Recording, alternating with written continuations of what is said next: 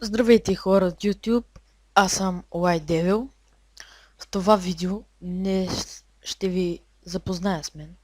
Той ще се казва "Опознайте ме". Аз съм от MTA Gaming, както ме познавате Danger Suite. Там бяхме трима: Danger Suite, аз, Dark Angel и Hitman. Но Hitman, той не върши нищо за нашия отбор акаунт, да кажа. Dark Angel снимахме заедно след това, но решихме да си направим нови профили и така стана, че не ги направихме. Само аз направих профил, който е White Devil. Виждате на работния ми под снимката пише White долна Devil. Но в YouTube канала ми е White Devil, White място Devil. Просто обърках като създадах своето интро, затова се получи така. И създадах ново.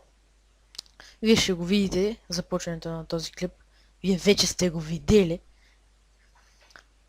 Искам да кажа за този клип. В този клип искам да кажа, не? Извинете. Искам да кажа, че ще започна да снимам за различни игри. Вие ще ми дадете заявка за някоя игра, която искате. Казвате ми и започвам. Но не е сигурно, че ще мога да направя. Ще се извиня, но не е толкова сигурно. Ето ги моите игри. Окей, 3D. Цъкаме с моите приятели. Аз и Dark Angel.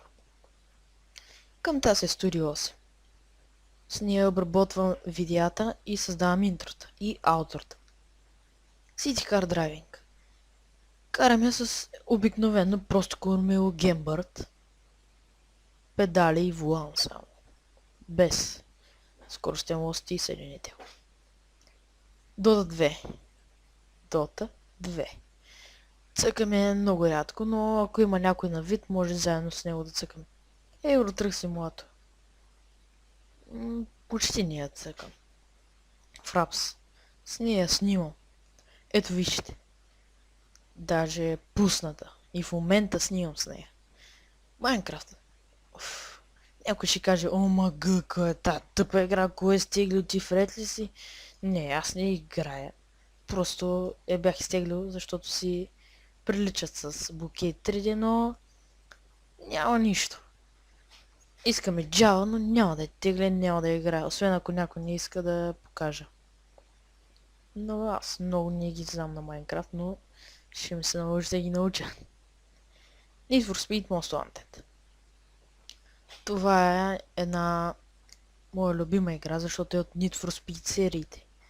Не заради Most Wanted, а защото харесвам игри с коли.